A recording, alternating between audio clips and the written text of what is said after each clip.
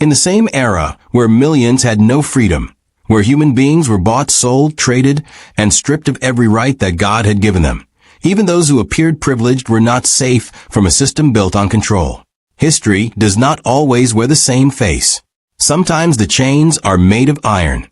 Sometimes they are made of law, of rumor, of a man's name that a woman dared to carry. A man died with poison in his body, and a woman was sentenced to die, without proof strong enough to silence doubt. Before we uncover this disturbing story, subscribe, like, and stay with us, because history is never quite what it seems. She stood accused of poisoning her husband. But what if the truth was far more disturbing than murder?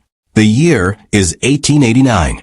In a grand Victorian townhouse on the leafy streets of Aigburth, Liverpool, a young American woman sits at her dying husband's bedside, entirely unaware that the world outside is already sharpening its verdict against her. Her name is Florence Elizabeth Maybrick, and the trial that will follow her husband's death would rip open the darkest prejudices of Victorian society, exposing a system that punished women not for what they did, but for what they dared to feel, to want, and to be.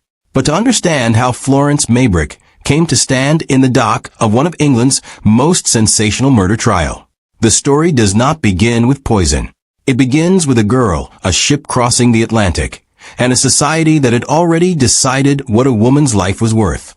Before we uncover what really happened, make sure to subscribe, like this video, and drop a comment, because the stories they tried to bury deserve to be told. Florence Elizabeth Chandler was born on September 3, 1862, in Mobile, Alabama, a city that, at that precise moment in American history, was living through the dying convulsions of the Confederacy. The South in which Florence entered the world was one built on the organized brutality of slavery. Cotton fields stretched across the horizon, worked by enslaved hands that received nothing but suffering in return for the wealth they created. The merchant class to which Florence's family belonged, cultured, refined, educated, existed in direct proportion to that suffering, even if they preferred not to examine the connection too closely. Florence's mother, Caroline Chandler, known warmly as Carrie, was a woman of tremendous ambition and social grace. She cultivated her daughter carefully, the way one tends an investment. Piano lessons, French instruction, the careful absorption of European manners, and feminine accomplishment. All of these were deliberate preparations for a single outcome, a good marriage. In the world Carrie Chandler inhabited, a woman's value was measured almost entirely by whom she could attract and secure as a husband. It was, in its own polished way, not entirely unlike the calculations made at a slave auction. A human being's worth assessed by what she could provide to another, by how presentable she appeared, by how little inconvenience she caused. After the Civil War shattered the Southern social order that had sustained families like the Chandlers, Carrie did what many aristocratic Southerners of reduced means did. She took Florence to Europe. There, in the great academies and drawing rooms of France and Germany, Florence was educated in the arts of refinement. She grew into a young woman of genuine beauty, dark-haired, delicate-featured, with a natural elegance that drew attention wherever she appeared. She was being prepared, without her full understanding, for the marketplace of Victorian marriage. It was on a transatlantic voyage in 1880 that 18-year-old Florence Chandler encountered James Maybrick. He was 42 years old, a Liverpool cotton merchant of substantial means, with business interests stretching across England, Virginia, and the American South. He was, in many respects, a product of the very cotton trade that had been sustained for generations by enslaved labor. The wealth that made James Maybrick a good match had been filtered, however distantly, through fields that ran red with the toil of the unfree. To Florence's mother, James was a gift. He was established, mature, financially secure, and capable of providing for her daughter in every material sense. That he was more than twice Florence's age was of no particular concern in Victorian England, where marriage was less a partnership than a transaction. A woman traded from one household to another, her legal identity subsumed entirely into her husband's the moment she spoke her vows. To Florence herself, standing on the deck of a ship, with a wide Atlantic stretching in every direction, James Maybrick must have seemed like safety, like a rival. What she could not yet know was that she was not sailing toward freedom. She was sailing toward a different kind of captivity, Florence Chandler and James Maybrick were married on July 27, 1881, in London. Florence was 19 years old. She believed she was beginning a life. In truth, she was entering a contract whose terms she had not been permitted to fully read. The couple settled in Liverpool, England's great port city, the very city through which so much of the cotton produced by enslaved and later exploited labor flowed into England's insatiable textile mills. They eventually made their home at Battlecrease House, a grand residence in the respectable suburb of Aigburth, staffed with servants and surrounded by the trappings of upper-middle-class Victorian life. Florence gave birth to 2 children, James Chandler Maybrick, called Bobo, born in 1882, and Gladys Evelyn Maybrick, born in 1886. On the surface, the Maybritts were everything Victorian society admired: prosperous, respectable, settled. But the narrator of this story must insist that the surface be examined with some suspicion, because surfaces in Victorian England were precisely where deception flourished.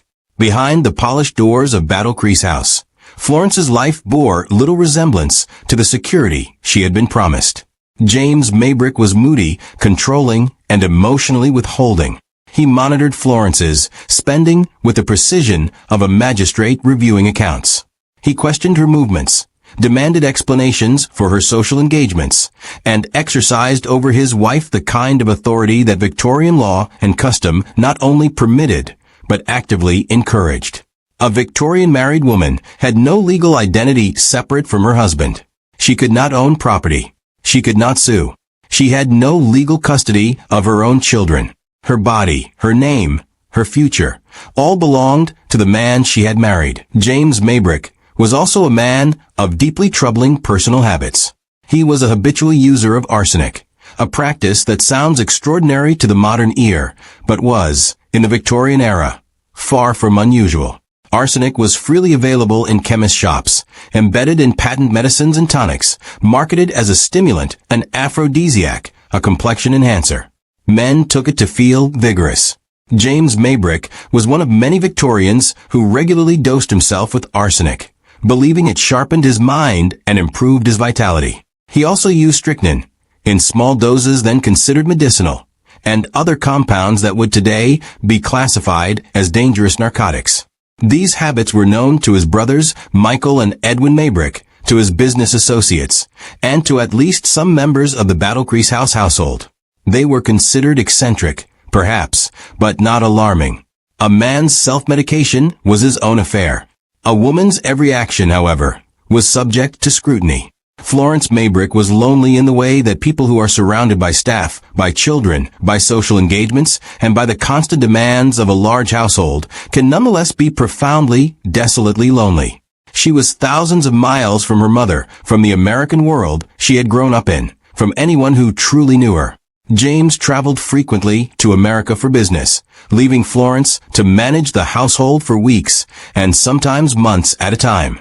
When he returned, he brought with him not warmth, but criticism, scrutiny of how Florence had managed the money, the servants, the children. He was, by any honest measure, a difficult man to love. And then Florence discovered something that changed the nature of her captivity entirely. She learned that James had maintained, for years, possibly including during their entire marriage, a long-term relationship with another woman. This liaison had continued even as Florence was bearing his children, managing his household, and suppressing her own unhappiness in the service of his respectability. Victorian society viewed male infidelity with what might charitably be called tolerance, and what might more honestly be called encouragement. Men of James Maybrick's class were not expected to be faithful in any meaningful sense. Female adultery, however, was treated as a moral catastrophe, a sin against God, society, and the natural order. This asymmetry was not incidental. It was the mechanism by which women were kept in place. The message was clear. He may stray, but you may not feel anything about it. It was in this atmosphere of emotional suffocation, the loneliness, the betrayal, the powerlessness, that Florence Maybrick met Alfred Brearley, a cotton merchant and acquaintance of her husband. Brearley was younger than James, attentive in ways James was not, and he noticed Florence in a way that James had long since ceased to do. An affair began, conducted with the careful discretion that such arrangements required. It was neither noble nor wise, but it was human, the action of a woman reaching, however desperately, for some measure of feeling in a life that had been methodically drained of it. On March 29, 1889, Florence and James Maybrick attended the Grand National Steeplechase at Aintree, one of the great social events of the English sporting calendar. It should have been an afternoon of pleasantries and champagne. Instead, it became the scene of a public reckoning. James spotted Florence speaking with Alfred Brearley. Whether he had suspected the affair or simply resented the sight of his wife in animated, pleasant conversation with another man, his response was immediate and humiliating. In full view of their social circle, the merchants, the wives, the acquaintances who would carry the story home and repeat it over dinner, James berated Florence, accused her of impropriety, and subjected her to a tirade that left her shaken and publicly humiliated.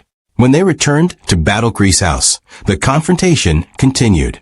James struck Florence, a blow that gave her a black eye. This violence was later confirmed by witnesses, including members of the household staff. The physical assault shocked Florence, but it also hardened something inside her. She began to understand, with a clarity that often comes only from pain, that her marriage was not merely unhappy. It was potentially dangerous. In the days that followed, Florence did something that required more courage than most of the people who would later judge her could imagine. She quietly sought legal advice. She inquired discreetly about the possibility of separation. The answers she received were not encouraging. Without independent financial means, without family nearby, and with two small children whose legal custody belonged entirely to their father, Florence had almost no options. The system, as it had been designed, offered her no exit. On April 27, 1889, James Maybrick fell ill. He began to experience severe gastrointestinal distress, nausea, vomiting, acute pain in his limbs and abdomen. These were not entirely unfamiliar symptoms. James had suffered from similar episodes before, generally attributed to his own extensive and hazardous self-medication habits. But this time, the symptoms did not resolve. They worsened. The family physician, Dr. Richard Humphreys, attended James regularly. He diagnosed acute dyspepsia and gastritis, digestive conditions common in Victorian England and frequently associated with dietary indiscretion, nervous strain, or the kind of pharmaceutical abuse that James's habits would certainly have produced. Dr. Humphreys prescribed bismuth, morphine, and various soothing remedies. Florence nursed her husband. Despite the violence he had done to her, despite the years of loneliness and control, despite everything, she sat by his bedside, administered his medicines, prepared his food, and attended to his needs with a diligence that was later confirmed by the household servants. In another story, this devotion might have been seen as evidence of her character. In the story that was about to be told about Florence Maybrick, it would become evidence of her guilt. A second physician, Dr. William Carter, was called to consult. He concurred with Dr. Humphreys's diagnosis. Neither doctor suspected poisoning. Neither saw any reason to suspect the woman who was tirelessly caring for the patient. Black Large Square, if this story is opening your eyes to the injustice hidden inside history, hit subscribe and the notification bell right now, because every episode goes deeper than the history books ever dared. As James's brothers, the commanding Michael Maybrick and the quieter Edwin Maybrick, arrived at Battle Crease House in early May, the household was already tense with worry. James was deteriorating. The doctors were uncertain. And then came the moment that would change everything. On May 8, 1889, a nurse named Alice Yap was preparing to take the Maybrick children to visit their grandmother. As she gathered their things, a letter slipped from a pocket. A letter belonging to Florence. Alice Yap, rather than setting it aside, opened it and read its contents. The letter was addressed to Alfred Brearley. It was affectionate, intimate, and unmistakably the correspondence of a woman in love, or at least a woman who had known love outside her marriage. It expressed concern for James's condition, but its existence was proof of one thing above all. Florence Maybrick had been unfaithful. Alice Yap carried the letter directly to Edwin Maybrick. Edwin showed it to Michael. And in that moment, The narrative of Florence Maybrick's guilt was born, not in a courtroom, not in a laboratory, not in the pages of a medical report. It was born in the moral outrage of two Victorian brothers confronting the evidence of their sister-in-law's infidelity and deciding, in that instant, that they already knew everything they needed to know. Michael Maybrick confronted Florence. She was horrified, humiliated, and defensive. She did not deny the affair, but insisted that she had been faithfully nursing James. Michael was unmoved. He took effective control of the household, stripping Florence of authority in her own home as decisively and as legally as a slaveholder might remove a free black person from land they had farmed for years. From that moment, Florence was watched. Her movements were monitored. Her access to James was restricted. Her every gesture was catalogued by servants and family members, who now viewed her through the lens of confirmed suspicion. James Maybrick died on May 11, 1889. He was 50 years old. He had been ill for more than 2 weeks, his body racked with symptoms that his doctors had attributed, consistently and without initial suspicion, to acute gastroenteritis. The official cause of death recorded was consistent with that diagnosis. But the Maybrick brothers were not satisfied. They had seen the letter. They had decided. They made their suspicions known to the doctors and to the police with an urgency that had less to do with evidence and more to do with the particular fury of men who believed a woman of their family had transgressed the boundaries they had set for her. A post-mortem examination was ordered. Several medical professionals examined the body, including Dr. Thomas Alexander Barron, a specialist in medical jurisprudence. The post-mortem revealed the presence of arsenic in James Maybrick's body. The quantity was small, approximately half a grain. In a man who had been habitually consuming arsenic for years as a tonic, this was entirely consistent with his own ongoing ingestion. But in the charged atmosphere that now surrounded the Maybrick household, the word arsenic was all that anyone needed to hear. On May 14, 1889, just 3 days after James Maybrick's death, Florence Maybrick was arrested and charged with murder. The arrest was not precipitated by overwhelming forensic evidence. It was precipitated by the moral outrage of two men, the suspicions of household staff, and the ancient Victorian certainty that a woman who had been unfaithful was capable of anything. Florence was taken to Walton Jail in Liverpool to await trial. She protested her innocence. She had never intended her husband harm. She had sat at his bedside, administered his medicines, watched him suffer. But the world had already decided. And once the world decides, protests of innocence have a way of sounding like guilty performance. In the days following Florence's arrest, investigators searched Battle Crease House with the thoroughness of people who knew what they were looking for. Or, more precisely, the thoroughness of people who were certain they would find something that confirmed what they already believed. They found bottles, powders, and papers. Some of these contained arsenic compounds, which was entirely unremarkable in a Victorian household. Arsenic was present in fly papers sold in every chemist shop in England. It was present in wallpaper dyes, in cosmetics, in medicinal tonics. Its presence in a Victorian home was not evidence of murderous intent. It was evidence of being alive in the 1880s. Florence had, she admitted openly, soaked fly papers in water. She explained that she used the liquid as a face wash, a common practice at the time, because arsenic was widely believed to improve the complexion and reduce blemishes. This was not a secret. It was not even unusual. But Florence Maybrick was no longer an ordinary woman living her ordinary Victorian life. She was a suspect. And a suspect's ordinary actions become, in retrospect, extraordinary evidence. The press seized upon the story with an appetite that speaks to something deep and uncomfortable in Victorian, and perhaps human nature. Here was a beautiful woman, American, foreign, sophisticated. Here was an affair. Here was poison. Here was a dead husband. The narrative wrote itself. And in the writing of it, Florence Maybrick was already convicted long before she set foot in a courtroom.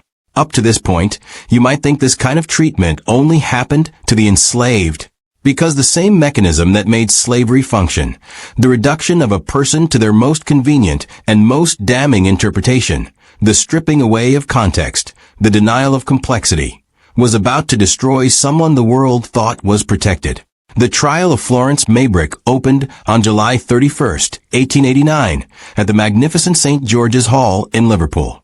It would last 7 days and become one of the most sensational legal proceedings the Victorian era had ever witnessed. The crowds gathered outside the hall each morning. The newspapers ran daily dispatches. The public consumed every detail with a focused appetite of people watching a spectacle they had already decided the ending of. Even before the first witness was called, public opinion had turned decisively against Florence.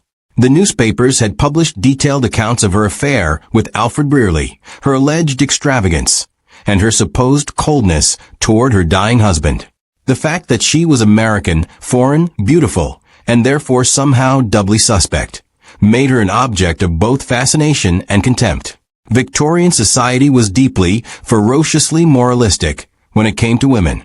A woman's virtue was her most valuable possession, and any deviation from strictly prescribed standards was, in the Victorian moral imagination, evidence of deeper corruption. Florence's adultery was not merely a private failing.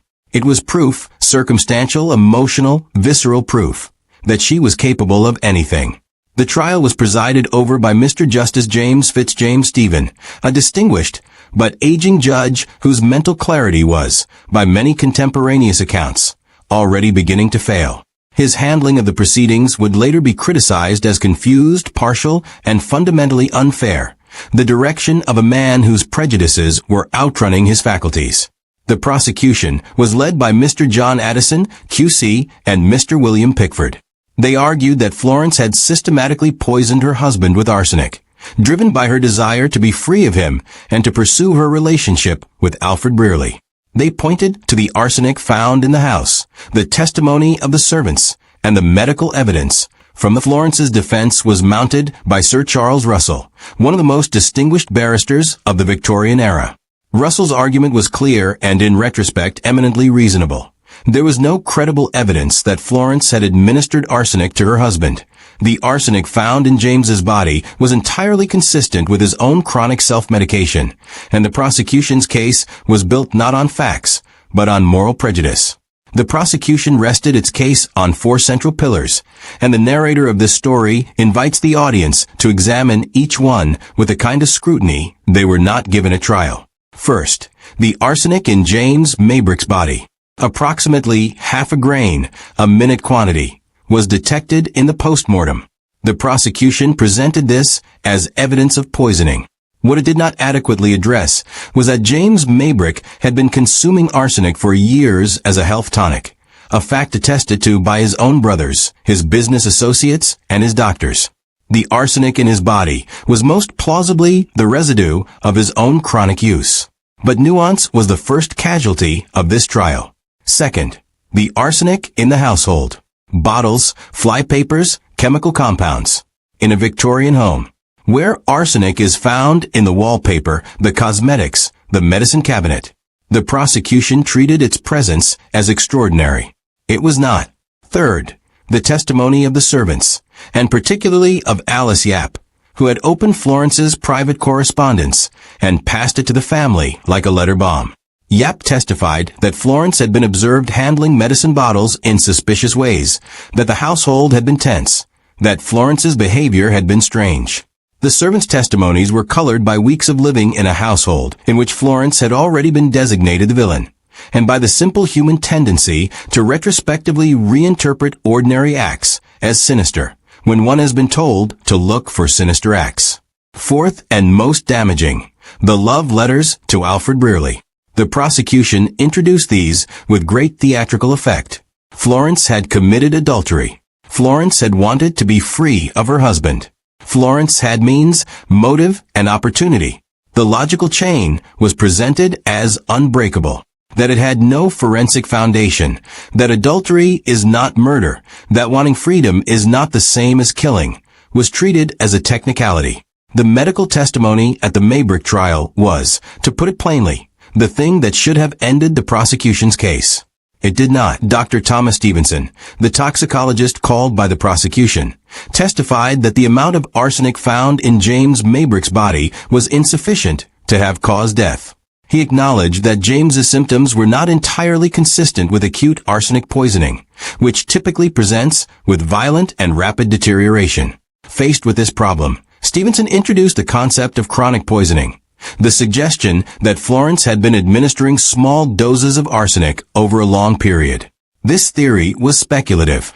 It was not supported by the physical evidence. It relied on the jury's willingness to fill forensic gaps with imagination. But it allowed the prosecution to keep its narrative alive. But as the trial unfolded, something didn't add up. Because the same poison they claimed killed him was something he had been taking himself, willingly, regularly, for years. And if the evidence didn't support conviction, then something else must have been doing the convicting. Sir Charles Russell mounted the defense with intellectual rigor and moral clarity. He pointed out that James had been attended by multiple doctors throughout his illness, and that not one of them, not one, had suspected poisoning while James was alive. He emphasized that James's symptoms were wholly consistent with acute gastroenteritis, a condition common in Victorian England and frequently fatal, particularly in those whose bodies had been compromised by years of self-administered pharmaceuticals.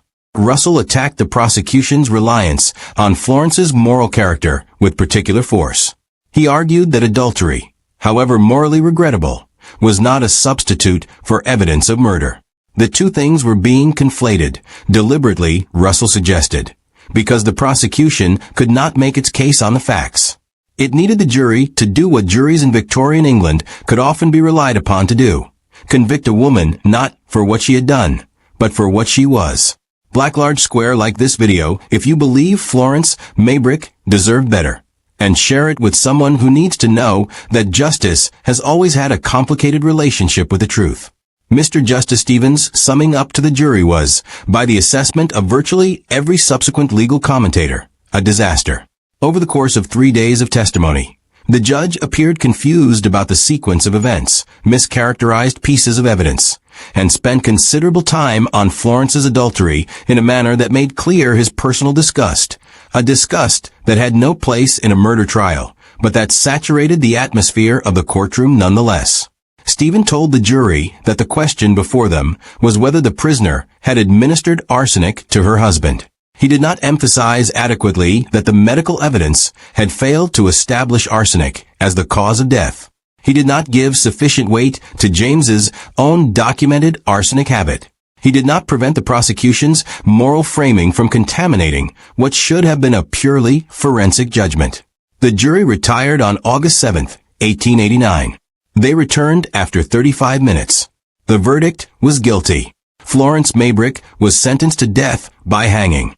The reaction in the courtroom was described by observers as one of stunned disbelief, and not only among Florence's supporters. Even some who had expected a guilty verdict were taken aback by the apparent weakness of the forensic case that had produced it. Florence herself, standing in the dock, heard the sentence delivered and did not speak. There was nothing left to say to a system that had decided before she entered the room. The verdict provoked immediate and widespread outrage, not universally, but broadly enough to matter. Legal experts questioned the sufficiency of the evidence. Women's organizations, newly energized by the slow growth of the suffrage movement, pointed to Florence's case as evidence of what happened when women were denied meaningful rights under the law. American citizens, incensed that one of their countrywomen had been condemned in what appeared to be a deeply compromised proceeding, flooded the British government with petitions and diplomatic pressure. The government, embarrassed and uncertain, responded. Florence Maybrick's death sentence was commuted by the Home Secretary, Henry Matthews, to life imprisonment, specifically 15 years of penal servitude. The commutation was not based on a finding that she was innocent. It was based on the official determination that, while the evidence showed Florence had intended to poison her husband, it did not conclusively establish that arsenic had caused his death. This was, in its way, a remarkable admission, the legal system acknowledging its own doubt without being willing to correct its own injustice. Florence Maybrick entered Woking Prison in 1889.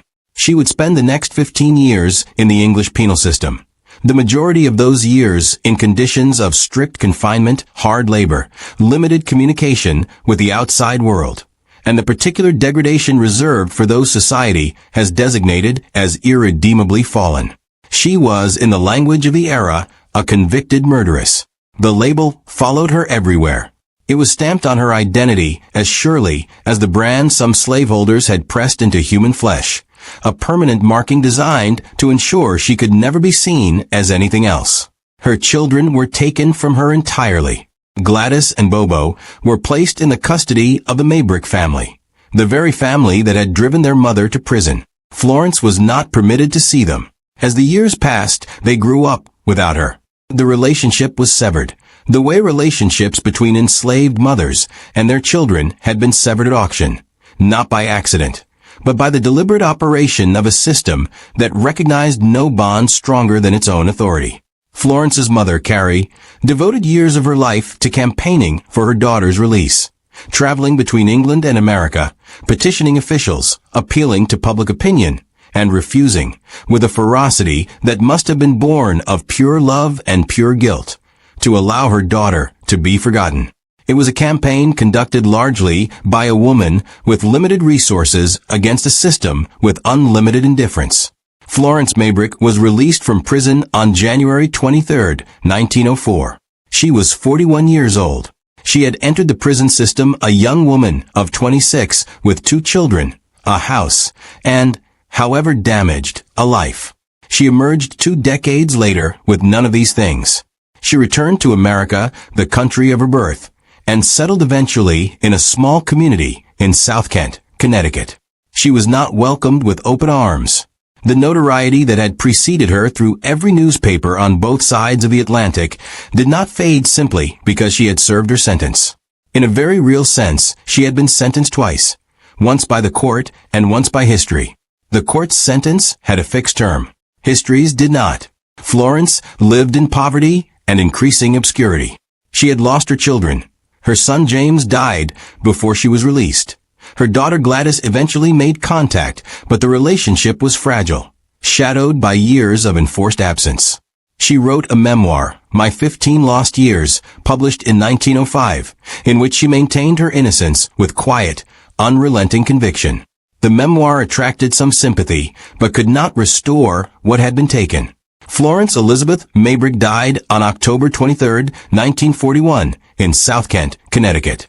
She was 79 years old. She died as she had lived for decades, in poverty, in relative isolation, and still carrying the conviction that history had placed upon her without adequate justification. She was buried in a small cemetery. Her grave, for many years, was unmarked. One of the most important questions surrounding the Maybrick case is, did Florence Maybrick actually poison her husband? The medical and forensic consensus, assessed from the distance of history, is that the evidence was insufficient to support the verdict.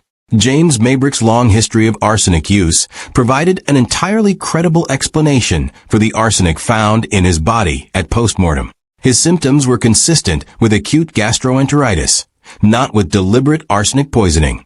The prosecution's theory of chronic poisoning was speculative and unsupported by the physical evidence.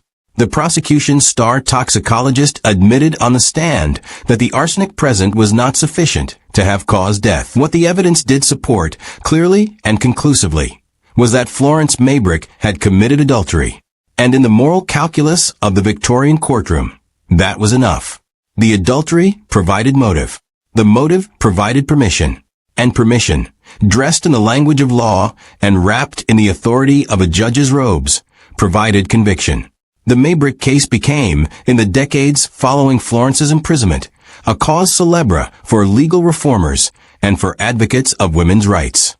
It exposed with unusual clarity the degree to which the Victorian legal system was not designed to adjudicate facts, but to enforce values.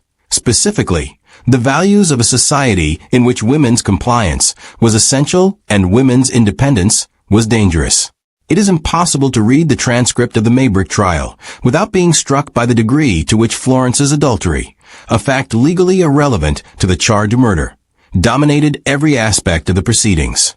It colored the testimony of the servants, who had been told what to look for. It saturated the prosecution's framing. It was unmistakable in the judge's summing up. And it was, surely, present in the jury room, where 12 Victorian men sat in judgment of a woman who had done the one thing their society found impossible to forgive. She had wanted something for herself.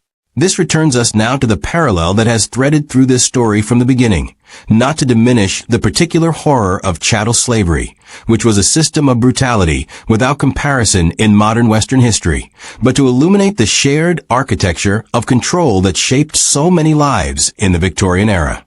In 1889, the abolition of American slavery was barely 24 years old. The men and women who had lived that system, who had been owned, who had watched their children sold, who had been beaten for the crime of having feelings, were still alive. The legal structures that had supported slavery had been dismantled. The cultural and psychological structures that had created and sustained it had not. And in England, across the Atlantic, a different but structurally related system was operating with perfect legality. The Victorian wife was not enslaved, but she was, in the eyes of the law, a dependent. Her property belonged to her husband. Her children belonged to her husband. Her body, her labor, her social identity, all were subsumed into his. She could not leave without losing everything. She could not protest without being branded as difficult, hysterical, or mad. And if she had the temerity to want something for herself, an affair, a life, a moment of feeling chosen rather than assigned, she could be destroyed for it. Florence Maybrick's trial was, at its core, a performance of discipline. It was the Victorian system demonstrating, publicly and emphatically, what happened to women who stepped out of line. It was not primarily a criminal proceeding. It was a warning. And like the public punishments used to discipline enslaved people, designed not merely to punish, but to educate the watching community about the consequences of resistance, it was designed to be witnessed. The press coverage, the public fascination, the daily dispatches from St. George's Hall, all of this was the warning being broadcast. Florence paid for it with 15 years of her life, with her children, with her name, with the decades of obscurity and poverty that followed her release. She paid, as so many have paid across history, not for what she did, but for what she represented. A woman who had refused, even imperfectly, even desperately, to be only what a man required her to be. The Maybrick case did not immediately change English law. Florence went to prison. The legal system continued. The judge who had so disastrously handled her trial suffered a complete mental breakdown shortly afterward, a fact noted by those who had watched his performance in court with growing alarm, and resigned from the bench in 1891. But the verdict stood. What the case did change, slowly and over time, was the conversation. It became a reference point for legal reformers, arguing that the criminal courts were not equipped to handle cases in which moral prejudice was being substituted for forensic evidence. It was cited by advocates for women's rights as evidence of what the law's treatment of women as dependents actually meant in practice, that a woman could be convicted of murder on the basis of adultery, with the blessing of the crown. The case attracted renewed interest in the late 20th and early 21st centuries, partly because of the emergence of another theory connected to James Maybrick, that he may have been Jack the Ripper. A diary, purportedly written by James Maybrick and confessing to the Ripper murders, surfaced in 1992. Its authenticity has been fiercely debated, and no consensus has been reached. But the possibility, however contested, adds another layer of dark irony to the story, that the man whose death sent Florence to prison may himself have been one of Victorian England's most celebrated murderers. Historians and legal scholars who have examined the case in detail have been virtually unanimous in concluding that the evidence against Florence Maybrick was insufficient to support a conviction. The Criminal Cases Review Commission, which examines potential miscarriages of justice in England and Wales, has attracted calls over the years to formally review the case. The consensus of legal history, if not the formal record, is that Florence Maybrick was convicted of a crime the prosecution failed to prove. Florence Maybrick's story teaches several things. It teaches that systems of control do not always announce themselves as such. They operate through law, through custom, through the quiet authority of institutions that present themselves as neutral and are not. The Victorian legal system was not designed to find the truth about James Maybrick's death. It was designed, consciously or not, to discipline a woman who had violated its expectations. It teaches that moral prejudice is among the most dangerous things that can enter a courtroom, more dangerous, in some ways, than outright corruption, because at least corruption knows what it is.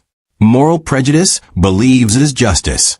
It wraps itself in the language of virtue and speaks with the confidence of the righteous. It is extraordinarily difficult to challenge and almost impossible to appeal. It teaches that the stories of the relatively privileged and the stories of the systematically oppressed are not separate stories. They exist in the same historical moment, shaped by the same cultural forces, produced by the same systems of power. The woman in the Victorian townhouse and the man in the cotton field are not the same. Their suffering is not comparable in its scope or its cruelty. But the same logic that said he does not own himself also said she does not own herself. And that logic, wherever it operates, produces injustice. And finally, it teaches that history does not always correct itself. Florence Maybrick was never formally exonerated. She died in poverty, her conviction intact, her name still carrying its 19th century stain. The truth that the evidence against her was insufficient, that her trial was compromised, that she was punished as much for her desires as for any action, was reconstructed by historians and legal scholars over the century that followed her death. But it came too late for her, as it always does. Florence Elizabeth Maybrick was buried in a small cemetery in South Kent, Connecticut. For many years, her grave had no marker, no headstone, no name. The woman who had once been the most talked about in England, whose trial had filled newspapers, whose face had appeared on the front pages, whose story had been consumed by millions, lay in unmarked ground, as though even in death the world could not decide what to do with her.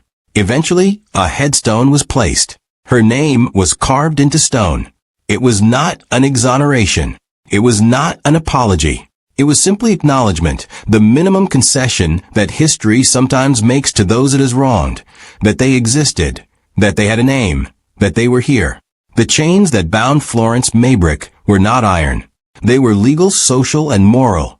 The invisible architecture of a society that had decided what a woman was, what she could want, and what the consequences would be if she wanted anything else.